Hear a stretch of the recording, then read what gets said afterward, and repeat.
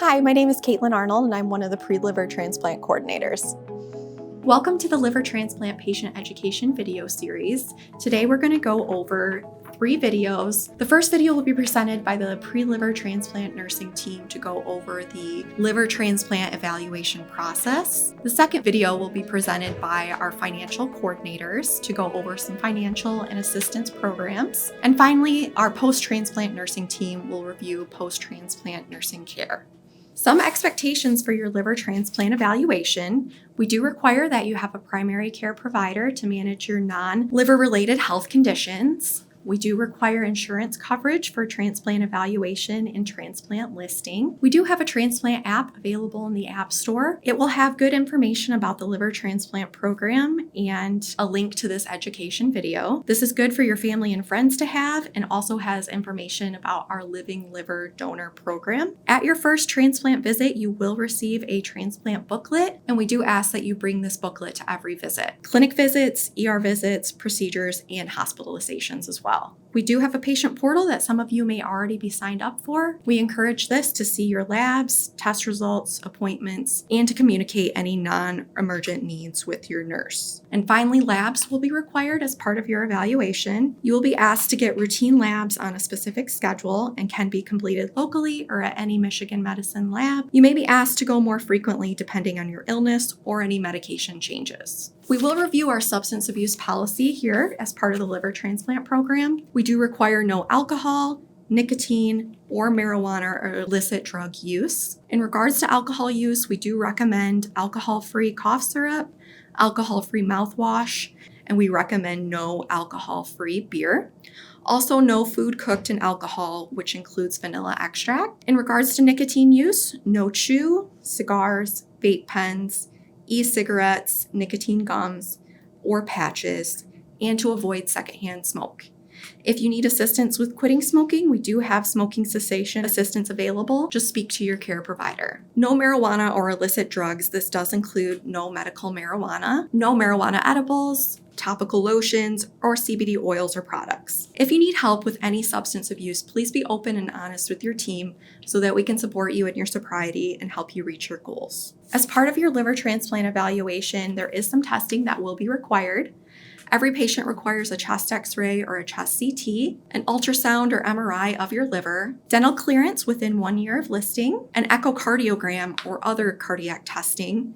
Your provider will determine which test is appropriate for you. Females require a mammogram and pelvic exam with pap smear. You will need to be up to date on your colonoscopy or upper endoscopy, and blood and urine testing will be ordered. You will also be required to review this education video as part of your evaluation testing. You can move forward and be listed after all these tests have been completed and reviewed. You may be asked to complete additional testing based on the results of these tests. Your cardiac testing and MRI and CT of your liver should be completed at Michigan Medicine whenever possible. There is a weekly liver transplant evaluation meeting where your transplant team of your hepatologists, surgeons, nurses, social workers, dietitian, financial coordinators, and pharmacists will meet weekly to review patients in the evaluation process. At this meeting, decisions are made as a team to determine if transplant is in your best interest.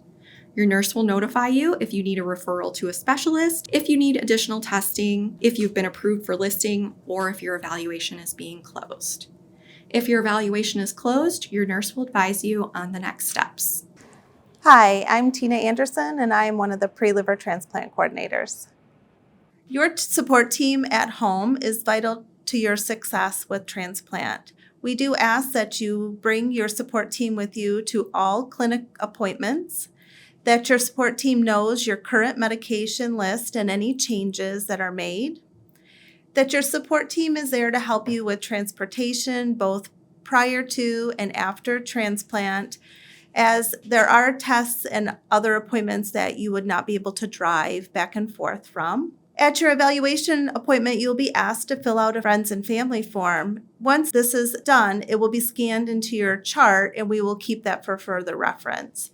If there's any changes to this form, you should let us know right away so that we can update the form. We'll ask that you let your social worker or nurse know. We do want to take this opportunity to thank your support team for everything they do for your transplant. Hepatic encephalopathy is the confusion or brain fog that you get when your liver is failing. What happens is as the liver is failing, it's less effective in filtering out toxins.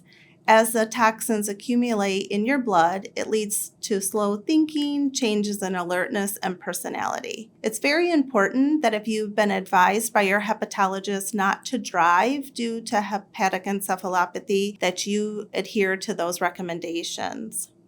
We can give you medication called lactulose to help with the symptoms. Lactulose is a medication that binds to the ammonia in your blood and causes you to have a bowel movement to excrete the ammonia. The goal is to have 2 to 4 bowel movements per day. They should be soft, pudding consistency, not diarrhea. We can help titrate lactulose up and down to help you achieve the best symptom relief possible. Other medications that may be prescribed for encephalopathy are rifaximin or zinc. Fluid management is very important when you have liver disease. Our hepatologist here asks that you weigh yourself every day on a home scale and keep a daily log. It should be done at the same time. We also ask that you adhere to a low sodium diet, no more than 2,000 milligrams of sodium a day, which would be equal to 1 teaspoon of salt. Make sure you're reading labels to ensure you're staying within this recommendation. Frozen and canned foods, as well as restaurant foods, contain sodium as a preservative and a taste enhancer, so please make sure that you're reading those labels carefully. Diuretics are the water pills that we give you to help pull off fluid off your body. Here in our clinic, we use furosemide or Lasix or spirulactone or aldactone. It is important that you take these as directed by your hepatologist and that you know your current doses. You should call your nurse with the following symptoms to help with balancing your fluid management. We want you to call us if you have a weight gain or loss of more than 7 to 8 pounds in a week. Your belly becomes hard and round or more distended. If you have worsening swelling in your legs, ankles, or shortness of breath. Medication is very important when you have liver disease. Our hepatologists here say that you can take Tylenol no more than 2,000 milligrams per day or 8,000 milligrams in a week. If you're using regular strength Tylenol, that comes out to be around 6 tablets. Extra strength, it comes out to be 4 per day. Make sure you're reading labels of any other medications that you're taking to ensure that you're taking into account those Tylenol dosages also. Other over-the-counter products that you may be taking or short-term narcotics may have Tylenol in them, and so we want to make sure you're not going over your Tylenol doses. Non-steroidal anti-inflammatory drugs should be avoided. We ask that you do not take ibuprofen, Advil, Motrin, or Aleve. They increase your risk of bleeding and can cause kidney failure. If you have a head cold or other type of cough, we ask that you contact nursing before taking anything over the counter and have a discussion on what would be safe for your liver. If any of your other providers prescribe any medications for you other than the ones you're taking at your evaluation appointment, we ask that you call and talk to us about it so we can ensure that it is not going to be detrimental to your liver if you start taking them. Vaccines are very important to be up to date prior to transplant. Vaccines are more effective if they are given prior to your transplant. By taking anti-rejection medications, your immune system will be weakened, making it more vulnerable to preventable infections and diseases. Your immune system may not be able to mount the same response to vaccines if they are given after transplant, which is why we ask that you do them before. Vaccines that contain live viruses cannot be used after transplant. We ask that you call your nurse with any changes in your medical condition. This can include fever, increased abdominal pain, confusion, or fluid retention. It can be a weight gain or loss of more than 7 to 8 pounds in a week. If you're admitted to an outside hospital or medical facility or seen in an outside emergency room, please call nursing so we're aware that you're there. If you have any travel plans outside of your immediate area, we ask that you contact your nurse to let them know of your plans. If you're listed for transplant and going to be more than 4 hours away from the University of Michigan, we will need to put you on hold for transplant. Remember to use your patient portal for any non-emergent messages to nursing. But if it's an emergent issue, we ask that you call 333-9013 and ask for your nurse. We're always here to help. Hi, my name is Patricia Paulin. I'm one of the pre-liver-transplant coordinators. So I'm going to be talking a little bit about the types of liver donors today, MELD score, and communication. Deceased donor is donation after brain death, donation after cardiac death, hepatitis C positive donor, and hepatitis B core antibody positive donors. Increased infectious risk donor. The increased risk label does not mean the organ is of lower or inferior quality. There has only been one transmission of HIV infection in the last 10 years in the United States with over 200,000 transplants. The risk of getting viral hepatitis or HIV from an increased risk donor is less than 0.01%. If you receive an increased infectious risk organ, you will be monitored closely with blood tests. Consider the risk of getting sicker versus the benefit of a potentially earlier transplant. 30% of the liver transplants we do at Michigan Medicine are infectious high-risk donors. Hepatitis C positive donors. Would you consider receiving a hepatitis C positive donor? What that means for you is if once you get listed for a liver transplant, if you're interested in receiving a hepatitis C donor, we would have you sign an acknowledgement form saying that you're agreeing to accept a hepatitis C donor. You may receive a liver transplant sooner. Hepatitis C can easily be treated with new antiviral medications. The new hepatitis C antiviral medications cure hepatitis C in greater than 98% of patients in 12 weeks. Many of these livers come from younger donors with no other medical concerns. If you're interested in learning more, please speak with your team, as this may be a good option for you. Hepatitis B core antibody positive donor. Why would you consider receiving a hepatitis B core positive donor? These donors have been exposed to hepatitis B in the past, but do not have active serious infection at this time. These organs may be used safely for transplantation with appropriate medication prophylaxis and lab surveillance. You will need to take antiviral medication to prevent hepatitis B infection for lifetime. You will need labs, blood draws to monitor for hepatitis B for lifetime. Patients who receive hepatitis B core antibody positive organs have excellent patient and graft survival. Living donor transplant. A healthy liver can regenerate itself quickly in both donor and recipient. The donor is typically off work for about 6 to 8 weeks. When a portion of the liver is removed, the liver grows back to its original size in about 6 weeks. Not all recipients are eligible for this type of transplant. Living donor transplants can be in a planned manner before you become severely ill. If you're interested in learning more, please call our living donor office at 800-333-9013. Model for end-stage liver disease, which is the MELD score. It's the national allocation system ranging from 6 to 40. Livers are offered to candidates with higher scores. A mathematical formula that we use to determine the MELD score is total bilirubin, INR, which measures your clotting factor and predicts your bleeding, creatinine, which is a measurement of your kidney function, sodium value, albumin value. Gender, females may get a higher score. MELD scores are recalculated each time labs are drawn. MELD exception scores are given to patients that have medical conditions such as liver cancers, hepatopulmonary syndrome, several other uncommon conditions, and pediatric cases. We submit these to the National Review Board for approval. Who gets a liver? Significant factors in organ allocation are status 1 is for patients that have acute liver failure, are very sick. The highest MELD score, blood type compatibility, recipient body size compatibility. Factors that do not matter are age, gender, race, and cause of liver disease. When a liver becomes available, deceased donor livers are offered to the patient with the highest MELD score within a 500-mile nautical radius of the donor hospital. You will learn more about what to expect once you are listed for transplant. Nathan Bates is our social worker. If you need to reach him, you can reach him at 734-764-2100. Lodging for families, patient and visitor accommodations program. They can assist you in getting reservations, often at better rates. The toll-free number is 1-800-544-8684, and then the local number is 1734-936-0135. We also have the Med Inn Hotel at University Hospital. For a suite, it's $89 a night. And for a standard room, it's $75 a night. Local hotels around Michigan Medicine, they offer many discounts for family members. Sometimes you can get a room for $50 to $110 a night. Verify insurance coverage. Lodging expenses for family members may be covered. Advanced directives. 2 types of advanced directives. There's a durable power of attorney for healthcare, which is called the DPOA, and a living will. Discuss your wishes with your family members. Protection of privacy. We have very strict HIPAA guidelines here at Michigan Medicine.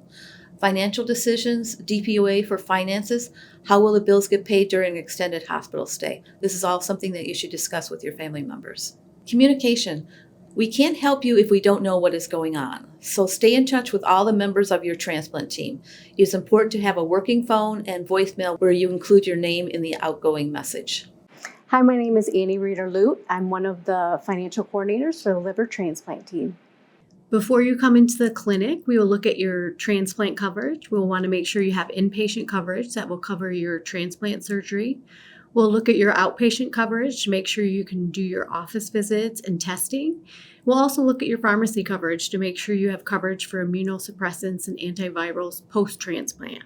If your insurance needs a referral or an authorization, we will obtain that on your behalf. If you have any changes as insurance, please reach out to your financial coordinator so we can update your coverage and get new benefits and authorization if needed.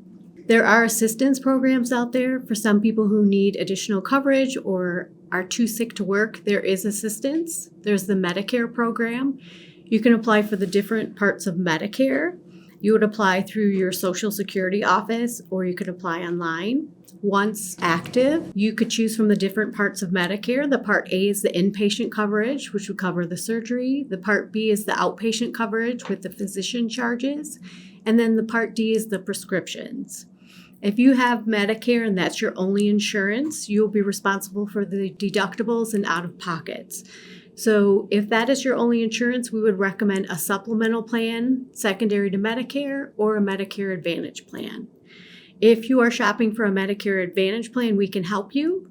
Things we want you to think about if you're shopping on your own is your monthly premium, your deductible, and your maximum out-of-pocket.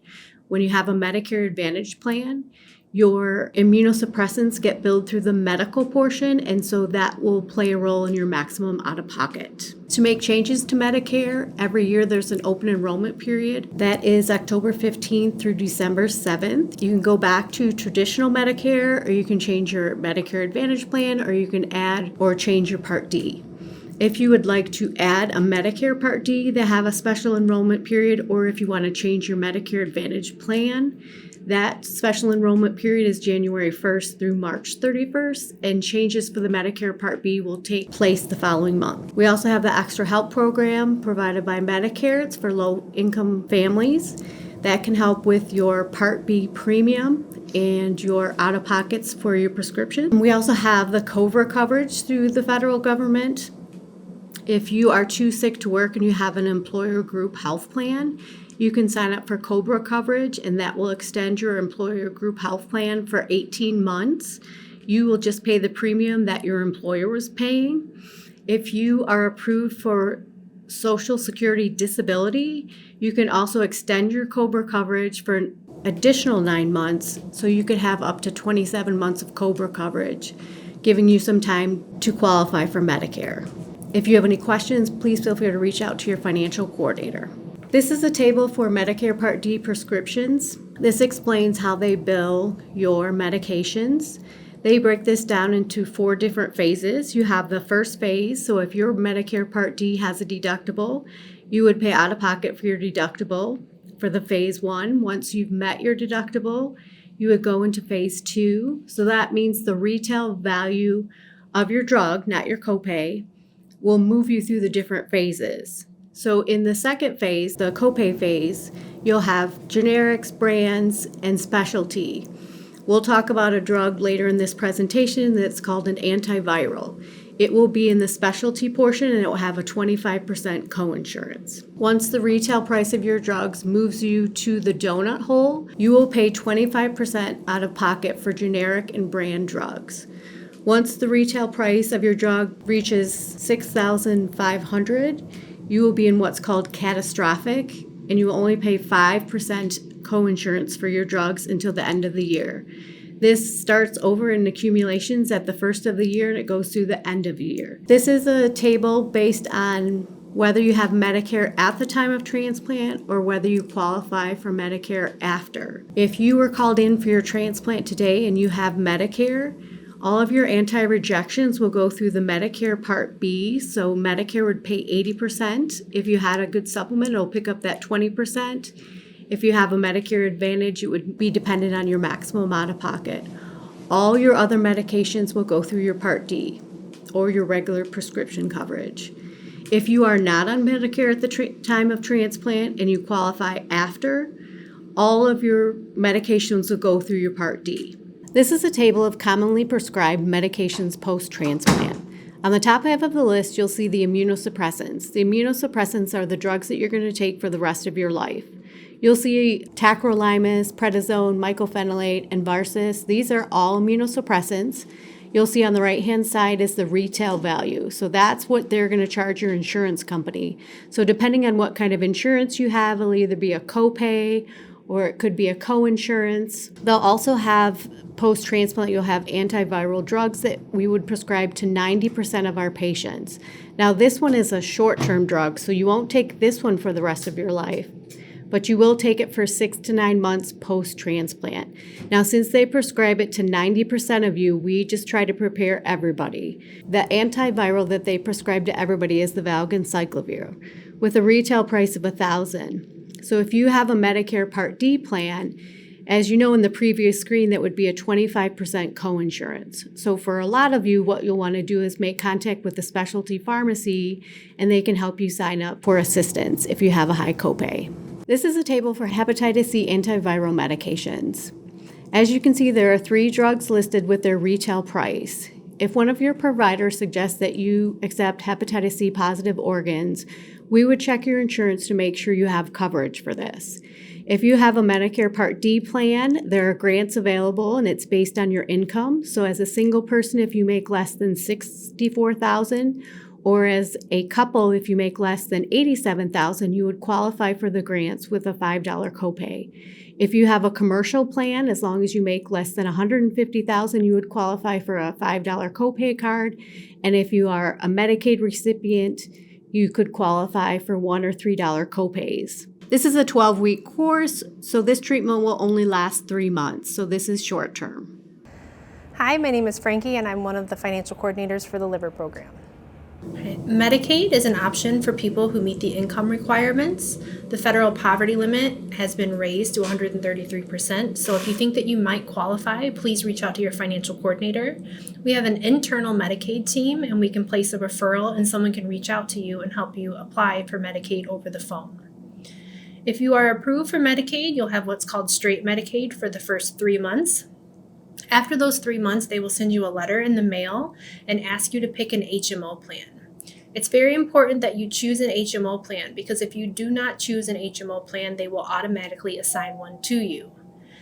This can cause a problem because we could either be out of network, that plan could require additional testing for transplant, or it could be difficult for us to get authorization. So please give us a call. We can go over your options with you, and that way you can make an informed decision. If you are approved for Medicaid with a spend down, this is a monthly deductible that has to be met before Medicaid will pay. This alone is not enough coverage for transplant. We would have to get you approved for something called M-Support. M-Support is a financial assistance program offered by Michigan Medicine. It covers medically necessary services performed by Michigan Medicine providers at Michigan Medicine facilities. To qualify, you must meet the income requirements and be a Michigan resident. This program is beneficial to people who have spend downs or high out-of-pocket costs associated with their health plan. We want you to develop a financial plan. We want you to be familiar with what your plan offers.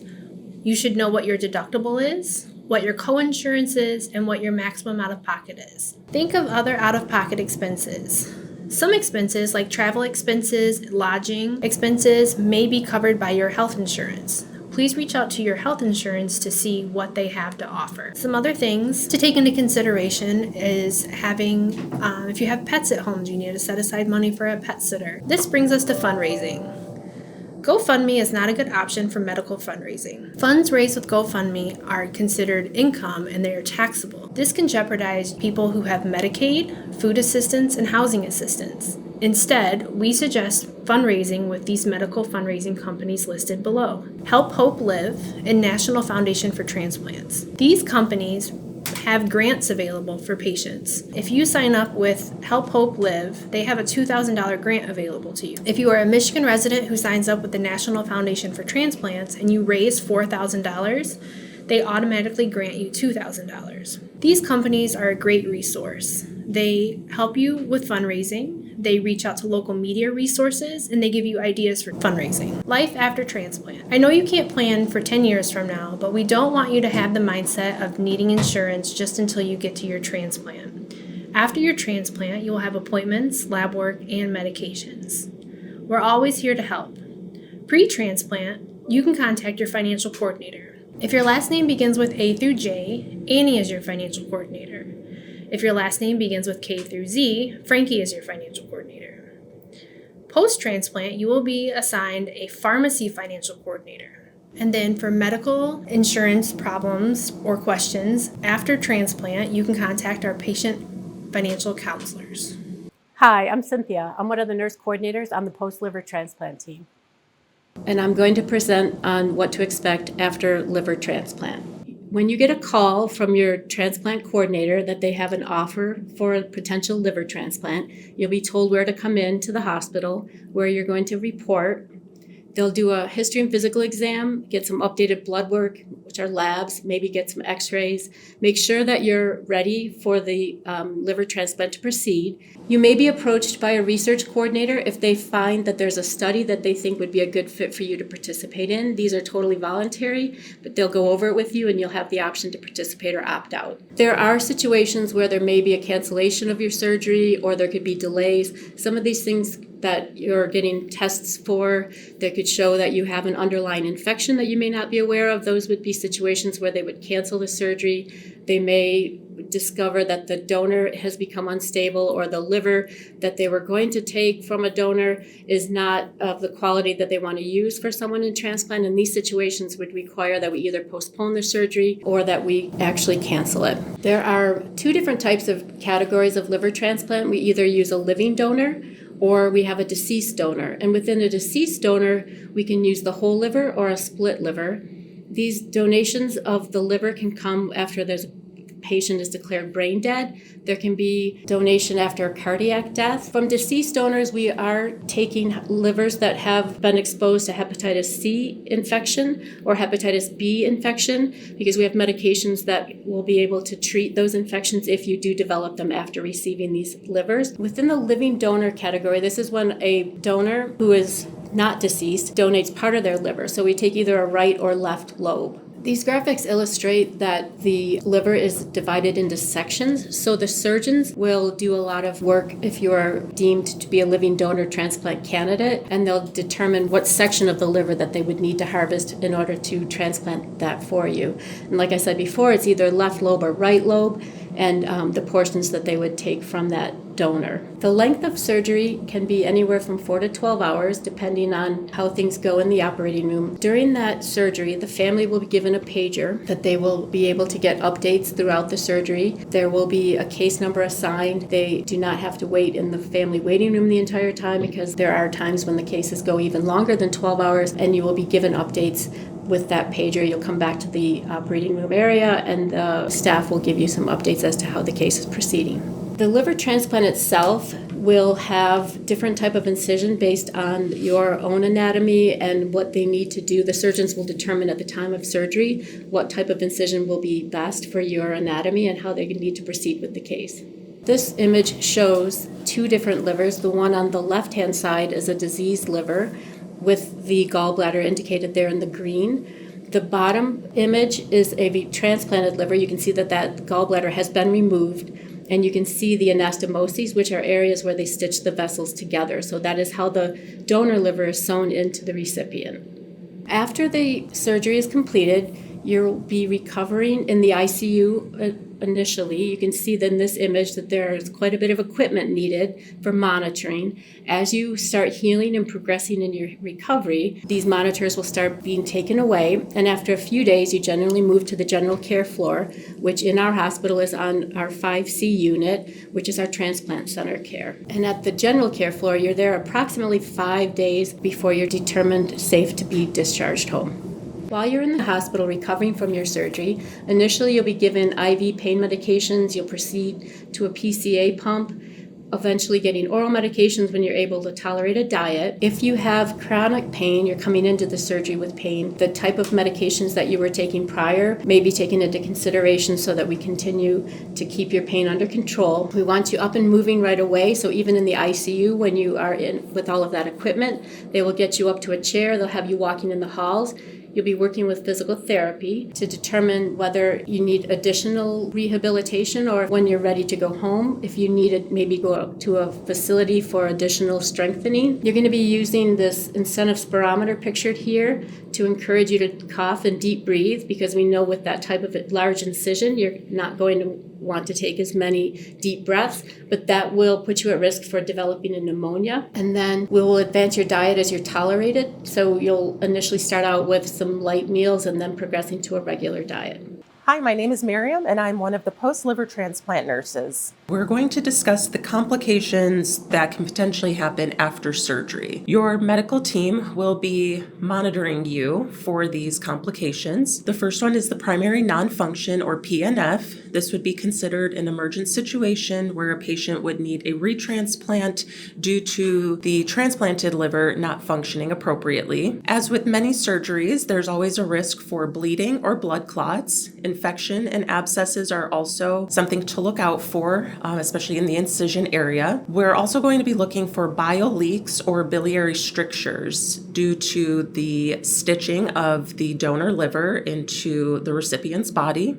And then due to the new medications a patient will be on, we have to monitor their kidneys to prevent kidney failure and treat any kidney injuries. So when the patient is ready for discharge, the medical team will go through things to look for at home and how to properly take care of yourself until you are seen by your team again. They will discuss the medications that you need to take, how to obtain your labs, what nutrition to look for, and complications to look for when you are at home by yourself. Physical therapy also has to give a clearance to deem you safe enough to go home or decide if you do need to go to a facility for further rehab. One of the most important parts after transplant are the medications you will be taking. These medications are called immunosuppressants or anti-rejection medications. These medications are going to allow your body to accept the new organ rather than allowing the immune system to attack and damage the new transplanted organ. You will initially be started on 3 anti-rejection medications immediately after transplant. Depending on what your team deems the best fit for you, you will be started on either tacrolimus or cyclosporin. You will also be started on a medication called mycophenolate. It also goes by Cellcept.